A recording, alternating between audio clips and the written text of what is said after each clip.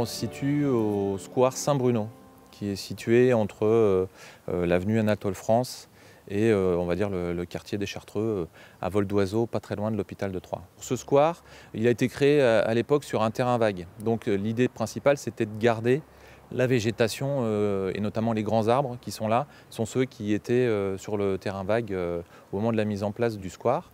Le square a été rénové ensuite et agrémenté et on y trouve une haie assez conséquente le long de l'avenue qui permet d'isoler les personnes qui veulent profiter du square de la circulation. Et puis on a ces arbres sous lesquels nous sommes, qui sont des cognaciers et qui ont fait partie des plantations qui ont été mises en place lors des dernières rénovations. On va dire que là, on est sur un petit îlot qui permet, on va dire, à la microfaune de pouvoir évoluer. Et puis, on y trouve du coup pas mal d'insectes, pollinisateurs ou autres, qui fait qu'effectivement, là, on est encore une fois sur une petite poche de biodiversité en plein milieu des quartiers. Ça fait partie de la continuité, ou en tout cas d'éviter une trop grande discontinuité dans tout ce qui est trame verte et bleue au sein de la ville. Ça permet justement aux différentes espèces de pouvoir passer de station en station pour pouvoir progresser. Puis ça fait partie des corridors de communication de toutes ces espèces.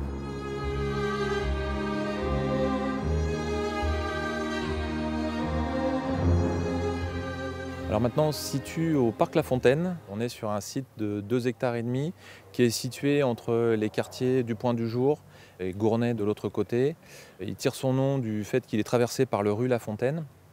Et finalement, on est sur un parc qui est tout en longueur et qui est parallèle à l'avenue du 1er mai au nord et au boulevard Pompidou au sud. Le parc en lui-même, c'est la prolongation du parc Ziénola-Gora, qui est un parc qui a été installé dans les années 75. Et puis cet espace-ci, en fait, provient de la requalification des différents quartiers de la ville et le fait que certains habitats collectifs aient été détruits pour être remplacés maintenant plutôt par des habitats individuels. Et donc l'idée, c'était d'offrir un poumon vert accessible à tous.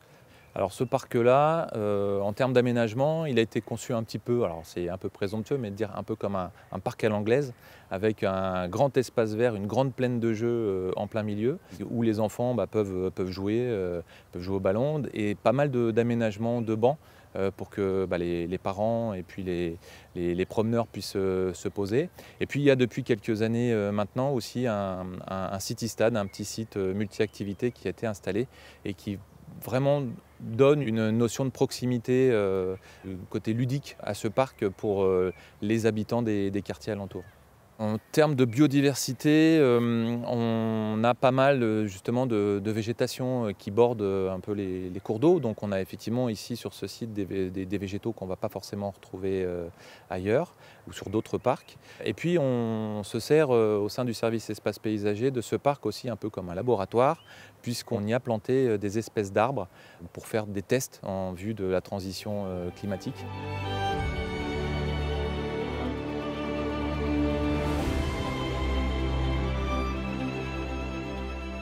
Alors maintenant on se situe au parc des Marauds. Et c'est un parc qui est celui-ci à la croisée de différents quartiers, notamment le quartier Blanqui, Sarail, et on est en même temps pas très loin du cimetière de Troyes. On est sur un espace vert qui mesure un peu plus de 2 hectares et qui en fait est un parc qui a été érigé sur des champs. Donc le parc est sorti de terre au moment où a été construite la clinique de Champagne qui est située juste derrière nous. Et c'est pour ça aussi qu'on a pas mal de mouvements, que c'est assez vallonné, parce que clairement il a été façonné comme un espace de promenade et de loisirs dès sa conception. On a un parc dont l'idée est vraiment le croisement des générations. On a des jeux d'eau, on a des activités pour les adolescents. Et puis on est encore une fois très proche de la maison de quartier des Marauds, au sein duquel il y a une vie associative qui est assez forte. Pour ce qui est de la biodiversité, on retrouve de nouveau un parc très urbain, donc avec les oiseaux qu'on peut trouver régulièrement dans les parcs en ville. Et puis de la microfaune, des écureuils.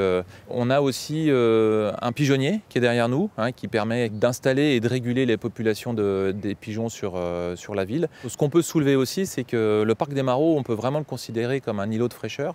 Et c'est aussi pour ça que cet espace-là est tellement apprécié des habitants tout autour. Donc on voit que finalement, dans tous ces espaces qu'on a pu voir aujourd'hui, nous, services, on apporte un soin particulier au fait que ça puisse répondre aux attentes des habitants. Mais il faut aussi se dire que chacun va avoir un rôle à jouer parce que, en termes de propreté, en termes de respect des installations, des végétaux, chaque promeneur finalement est acteur du bon vieillissement aussi de ces espaces. Ce sont des espaces pour les habitants. Maintenant, il faut que les habitants se les approprient également.